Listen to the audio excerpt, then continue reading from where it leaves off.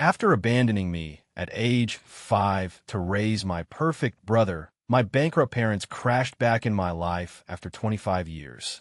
Their demand? I must co-sign a $300,000 loan for his med school or be destroyed. The scent of cardamom and cinnamon is my peace. It's the first thing I notice when I unlock the door to my bakery, the rising loaf, before the sun has even thought about climbing over the Austin skyline. It's the smell of a home I baked for myself, brick by brick, loaf by loaf. In the pre-dawn quiet, with only the hum of the ovens for company, I feel a sense of ownership that extends beyond the deed and the licenses hanging in my office.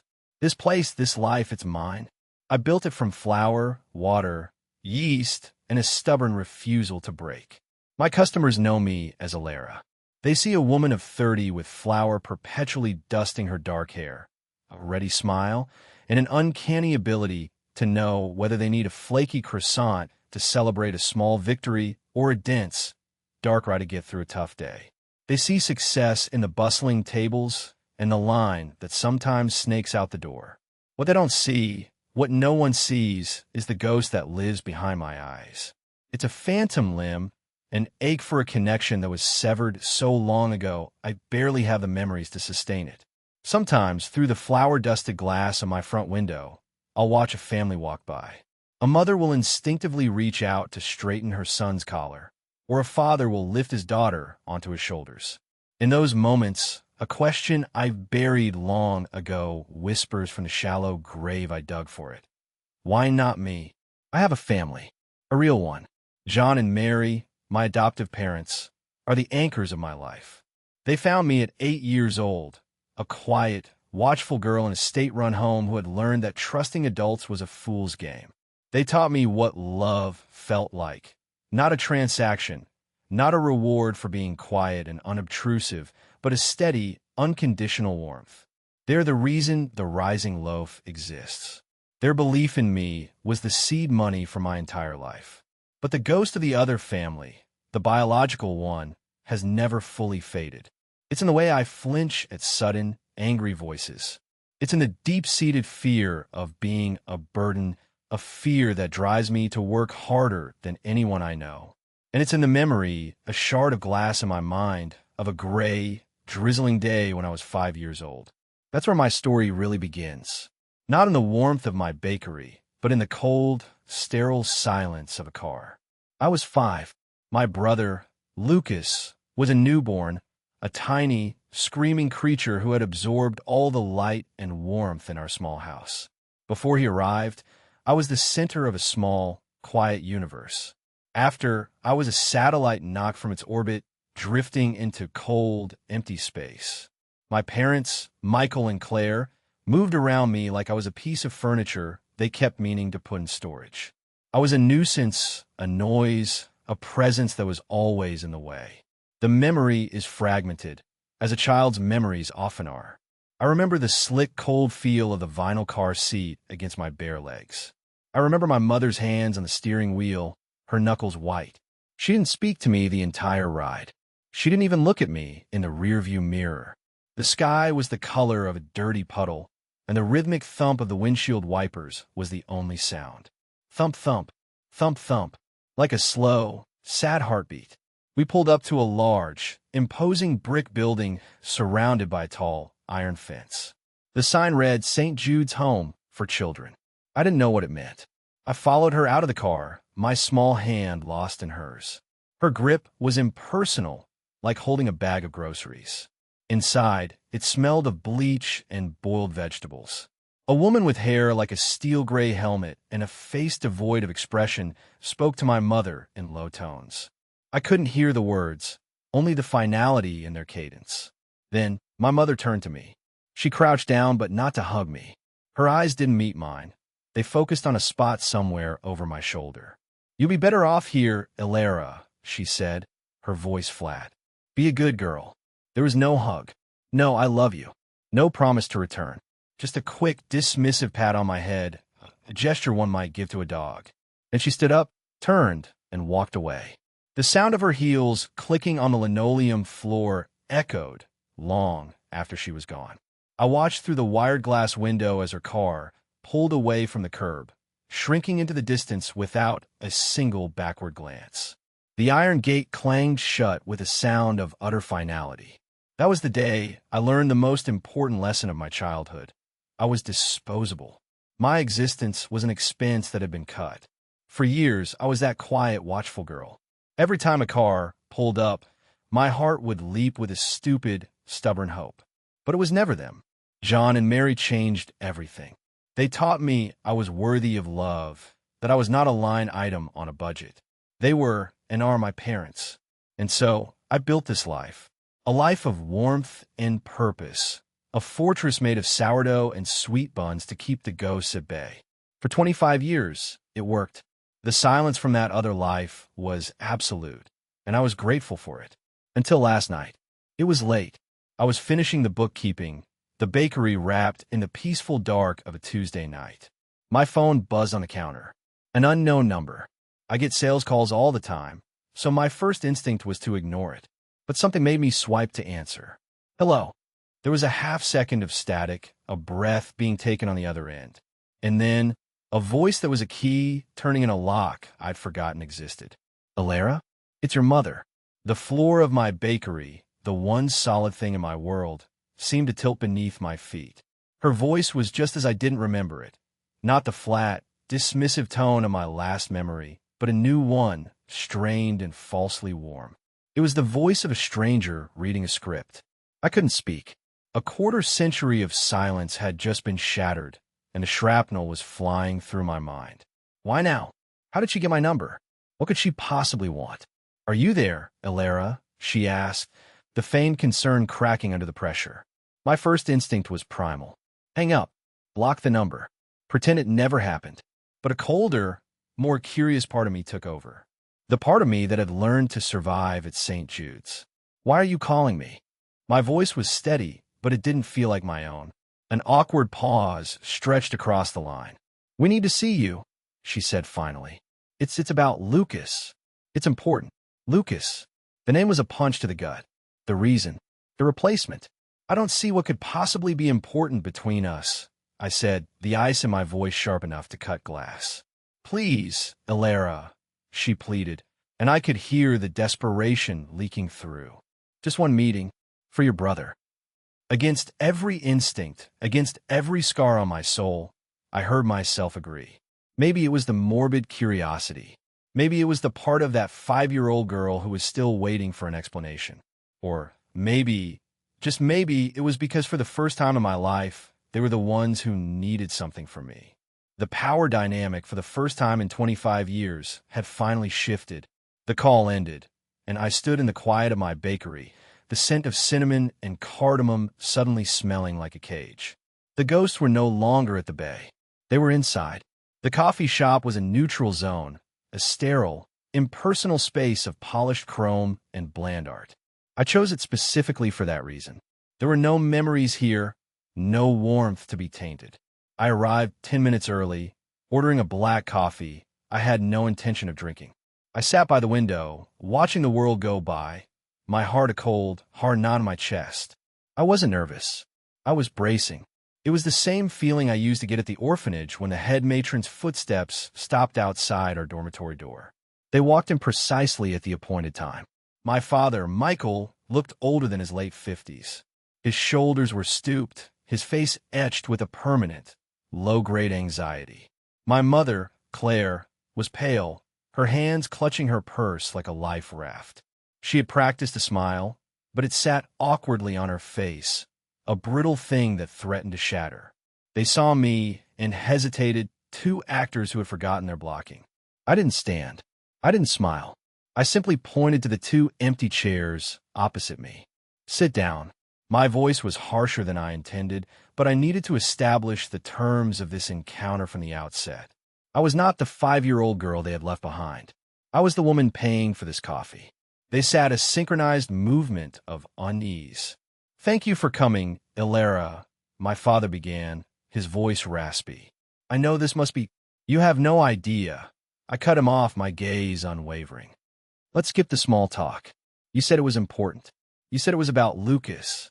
Why are you here after 25 years of silence? Claire jumped in, her voice taking on a placating tone that set my teeth on edge. Alara, first, we want to say we are so sorry. A short, bitter laugh escaped my lips before I could stop it. Sorry? Sorry for what exactly? For the 25 years of birthday cards you didn't send? For leaving me on a doorstep like an unwanted newspaper? Be specific. They flinched. My father stared into his empty hands on the table. My mother's practiced smile crumbled completely. This was not going according to their script. We made mistakes, Michael mumbled. Terrible mistakes. And now you need something, I stated. It wasn't a question.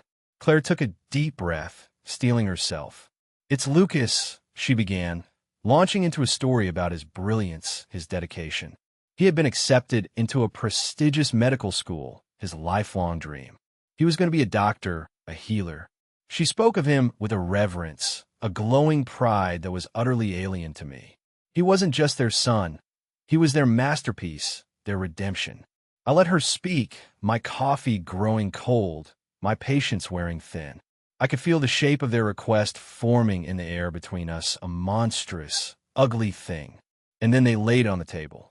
We're in some trouble, Alara, my father said, finally looking at me. His eyes were desperate. We had some financial setbacks. The house is mortgaged to the hilt. We're bankrupt. He said the word like it was a disease he'd caught. And a few months ago, Claire continued, her voice dropping to a conspiratorial whisper, we had to take out a private loan to stay afloat. A bad one. The interest is crippling, and the lender is calling every day. The deadline to pay a large portion of it is coming up fast. There it was, the ticking clock. The reason for this sudden, desperate reunion. Lucas's acceptance is a blessing, but we have no way to pay for it, she said, her eyes welling with crocodile tears. We can't get any more loans from a bank. Our credit is shot. I stared at them, my mind a vortex of cold fury. I said nothing, letting the silence stretch, letting them squirm. We need you to co-sign a loan for him, Michael blurted out, the words tumbling over each other in a rush. $300,000. It would cover his tuition and give us enough to get this lender off our backs. With your business, your credit, it would be a formality. A formality. He called risking the entire life I had clawed into existence a formality. The audacity of it was breathtaking. It was so much worse than I had imagined. They didn't just want my money. They wanted my name, my future, my stability. They wanted to lash their sinking ship to my sturdy one. I leaned forward, my voice dropping to a low, dangerous calm. Let me see if I understand. You threw me away because at 5 years old, I was a financial burden. And now, you have crawled out of the woodwork to demand that I take on a crippling, life-altering debt for the son you chose to keep. A debt that also conveniently bails you out of your own mess. It's an investment in the family's future. Claire insisted, her voice rising. I'm not your family, I replied, the words tasting like metal. You surrendered that right at the gate of St. Jude's. Don't punish Lucas for our mistakes. Michael pleaded, falling back on the guilt card. He's a good kid. He deserves this chance. I finally looked him square in the eye. I was a good kid, too. What did I deserve? Silence. Complete and utter silence. They had no answer. There was no answer. I stood up, my chair scraping against the floor. I pulled a $20 bill from my wallet and dropped it on the table. For the coffee, I said. You're not asking for help. You are presenting an invoice for a childhood I never had. The price is too high. The answer is no. I turned and walked away, not looking back. I didn't let them see that my hands were shaking, that my heart was hammering against my ribs. I felt a bitter, hollow victory. I had faced them. I had won. But as I pushed through the door and into the bright, indifferent sunlight, all I could feel was the echoing emptiness of that 5-year-old girl, still standing alone behind an iron gate. The next few days were a blur. I threw myself into the bakery, kneading dough with a fury that left my arms aching, a welcome distraction from the turmoil in my mind. I tried to bury the encounter, to file it away as a closed chapter. Then, my phone vibrated with a text from an unknown number. Hi, this is Lucas. Mom gave me your number. Can we please talk? I swear it's not about the money. My thumb hovered over the block button. It was a trick. Another manipulation. They were sending in the golden child to play on my sympathy. But a different thought intruded. What if he was telling the truth? What if he really didn't know? He was the only other person who was there at the beginning, even if he was just an infant. He was a witness, whether he knew it or not. The strategist in me, the girl who learned to watch and wait at St. Jude's, made a decision. I needed to know what he knew. I needed to control the narrative. I texted back a single, non-committal sentence. Where and when, if they wanted a war, I would not be an unarmed civilian. I would be a general, and I would choose the battlefield. The second coffee shop was on the other side of town, a place I chose for its anonymity. Lucas was already there, hunched over a cup, looking like a kid waiting for the principal. He had our mother's eyes, but they were filled with a nervous uncertainty, not her steely resolve. He looked up as I approached, and for a second, I saw a flash of the brother I might have had. It was a feeling I immediately crushed. "Thank you for coming," he said, his voice earnest. I sat down, forgoing the coffee this time. "I'm not here to socialize, Lucas. You said you wanted to talk. Let's talk about what they told you. The official story." He flinched at my directness, but nodded. They told me things were incredibly difficult when I was born, that they couldn't afford to raise both of us. They said a wealthy couple, distant relatives, wanted to adopt you to give you a better life. A life they couldn't provide. He recited it like a lesson he'd memorized, but his eyes told me he no longer believed it. Wealthy relatives. I repeated, the words tasting like ash. They left me at St. Jude's Home for Children, a state-run orphanage. I shared a room with 5 other girls, and sometimes, if the budget was tight, we went without dinner. There were no wealthy relatives. Lucas. There was just a 5-year-old girl trying to understand why her parents had thrown her away. The color drained from his face. He looked down at the table, his hands trembling slightly.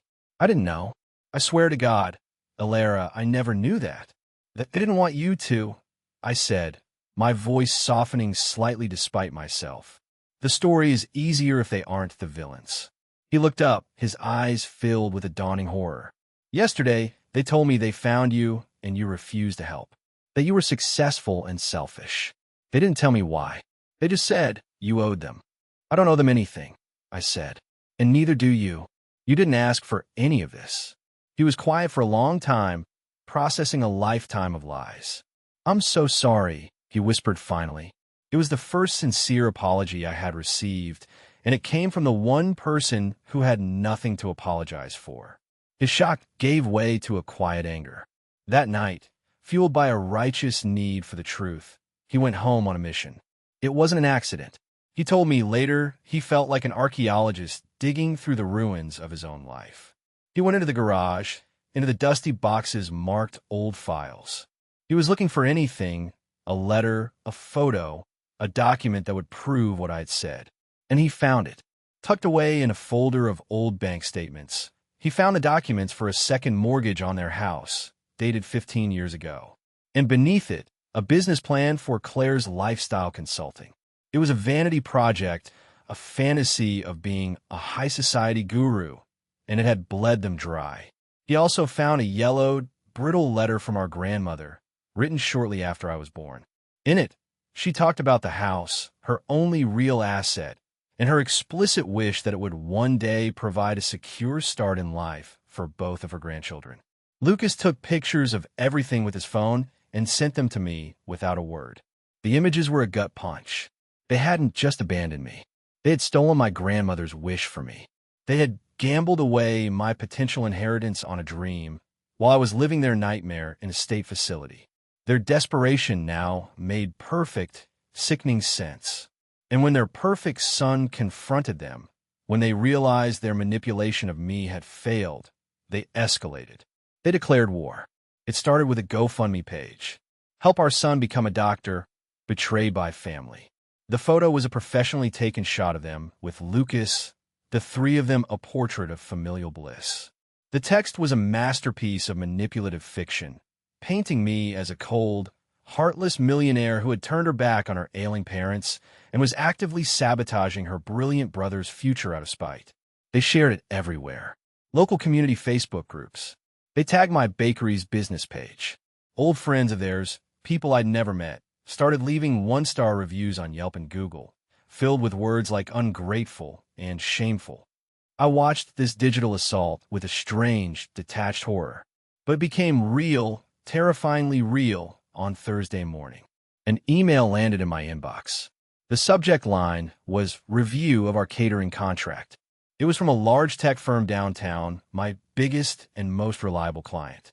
They ordered hundreds of pastries every week for their corporate meetings. The email was polite, corporate, and utterly chilling. It mentioned concerning public information and informed me that our lucrative contract was now under review. I stared at the screen, my blood turning to ice. This wasn't just about my feelings anymore. They were coming for my life, for the sanctuary I had built. They were trying to burn it to the ground. That was my rock bottom. I sat in my small office, the scent of baking bread suddenly nauseating, and I felt the walls closing in. I felt 5 years old again, small, helpless, and alone. In a haze of panic, I called the only number that ever felt like home. "Mom," I whispered, my voice breaking. Mary's warm, steady voice came through the line. "Alara? Honey, what's wrong?" I told her everything, the words tumbling out in a torrent of fear and anger. I told her about the contract, about the lies, about how I felt like I was losing everything. "I don't know what to do," I sobbed. "Maybe I should just pay them. Maybe it would make them stop." There was a pause on the line, and then Mary's voice, full of a strength that had carried me through so much, cut through my despair. "Listen to me, Alara. They left a little girl in that place. A scared, quiet little girl. But the woman who runs that bakery, the one who built a life from nothing with her own 2 hands, they have no idea who they're dealing with. You're not that little girl anymore. You fight back." Her words were like a splash of cold water. She was right. The panic receded, replaced by a cold, hard clarity. I wasn't a victim to be pitted. I was a business owner under attack, and I would defend my business. I wiped my tears, took a deep breath, and made my second call. Not to my parents. Not to Lucas. I called the number on a business card I had in my desk drawer. "Mr. Davies, please. My name is Alara Vance. I need to schedule an appointment. It's urgent." My next call was to a private investigator Mr. Davies' office recommended, a discreet professional who specialized in financial background checks. I gave him my parents' names and the name of their private lender. The pieces were moving on the board, but I wasn't a pawn anymore. I was the one playing the game. The final phase of my plan began with a phone call to my mother. I let my voice sound tired, defeated. I can't take this," I said, "a performance of a lifetime. The things people are saying, my business. Maybe we can talk. One more time. I need to understand." She took the bait. The arrogance in her voice was unmistakable. "I knew you'd come to your senses," she said. "We'll be there." The trap was set. The meeting was scheduled at my bakery, after hours. I told Lucas to be there, to stay hidden in the back storage room, but to be ready. This time, there would be a witness. This time, there would be a record. This time, I would not be the one left standing alone. The bell above the bakery door chimed, announcing their arrival. They walked in with an air of triumph, the scent of their cheap perfume a violation of my sacred space. They saw me standing behind the counter, and Claire gave a small, victorious smile. They thought they had won. They thought the public shaming and the threat to my livelihood had broken me. They were about to find out how wrong they were. "I'm glad you came," I said, my voice even. "Have a seat." I gestured to a small table in the center of the room. As they settled in, I took out my phone and placed it on the counter between us, its screen facing up. I tapped the screen once. For my legal protection, and for the sake of clarity, I announced, my voice ringing with a calm I didn't entirely feel, "This conversation is being recorded." The shift in the atmosphere was instantaneous. The triumphant looks vanished, replaced by suspicion and anger. "What is this, Alara?" Michael demanded, his face flushing. "It's a conversation," I replied smoothly. "And I have some questions before we discuss any financial arrangements. I need to understand. Let's start at the beginning. Why was Lucas worth keeping, but I wasn't?" Claire scoffed. "Oh, for heaven's sake. We've been over this. We couldn't afford 2 children. He was a baby. What were we supposed to do? It was a practical decision. Practical decision." The words were noted and recorded. "At my grandmother's house." I continued, my eyes locked on hers. The one she wanted to benefit both of us. Was it also a practical decision to gamble away my half of that inheritance on a failed business? Michael slammed his hand on the table. Lucas told you. That ungrateful little. He told me the truth. I cut in. Something I've never received from either of you. Which brings me to your most recent practical decision. Did you really think that smearing my business online, that tried to ruin the life I built, would make me more willing to help you? This was the moment the dam broke. Claire's face contorted with rage, all pretense of a long-suffering mother gone. You left us no choice, she shrieked, her voice shrill. You are our daughter. You owe us. After we gave you life, you have a responsibility to help us. We deserve to benefit from your success. It's the least you can do after all your good fortune. So the money isn't just for Lucas's medical school, is it? I pressed, my voice still dangerously quiet. It's to pay off the high-interest loan you took out because of your own mistakes. The one my investigator discovered is threatening to put a lien on everything you own. They froze, their faces a mask of pure shock and fury. They had been exposed completely. You selfish, ungrateful girl, my father spat, leaning across the table. You sit here in your perfect little shop, judging us. You have no idea what real struggle is. I looked at him, at the man who was supposed to protect me, and I felt nothing but a profound pity. I slowly reached out and tapped my phone, stopping the recording. I saved the file. Then I looked up, and for the first time, I let them see the steel in my spine. Thank you, I said, and the sincerity in my voice made them recoil. You finally told me the truth. You never saw a daughter. You saw an expense, and now you see a bank. The bank is closed. Permanently. I stood up. Get out of my bakery. Lucas emerged from the back room, his face pale but resolute. He stood beside me, a silent, solid presence. Seeing him, seeing us united, seemed to finally break them. They stared at us, 2 generations of their own making, one they discarded and one they had just lost. Wordlessly, they scrambled to their feet and fled into the night. The next day, they did not receive a wire transfer. They received an email from the law offices of Davies and Associates. Mr. Davies had been brutally efficient. The email contained a link to the audio file of our conversation. It contained a formal cease and desist letter drafted with terrifying legal precision. And it contained the centerpiece of my victory, a document titled Settlement Agreement. I didn't have to read it. I knew the terms by heart because I had helped write them. Alara Vance would agree not to pursue legal action for defamation, nor would she release the incriminating recording to the public or the press on 3 non-negotiable conditions. 1. They would post a public retraction on every platform where they had posted the original GoFundMe, stating that the situation was a private family misunderstanding and that their previous allegations were unfounded. 2.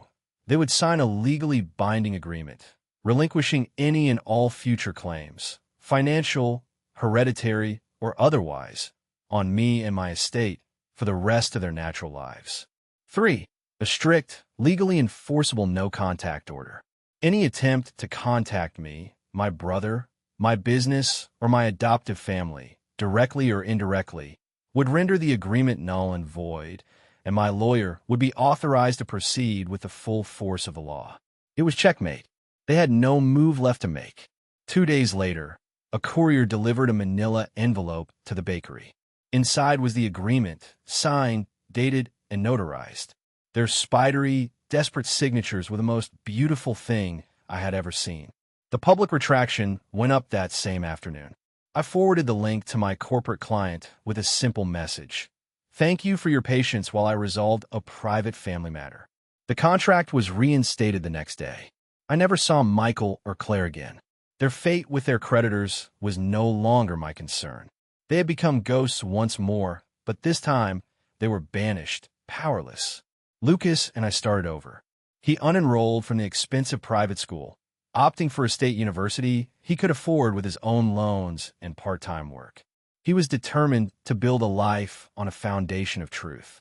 Our relationship is new, fragile, but real. We meet for coffee, not as a replacement and a ghost, but as a brother and sister finding their way. Tonight, I stand in my bakery after closing.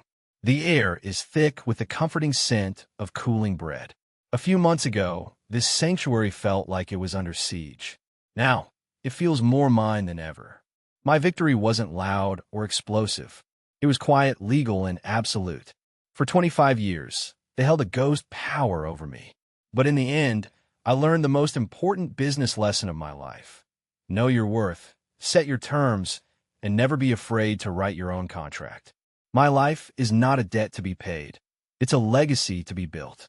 And for the first time, I feel completely, utterly, and unshakably free.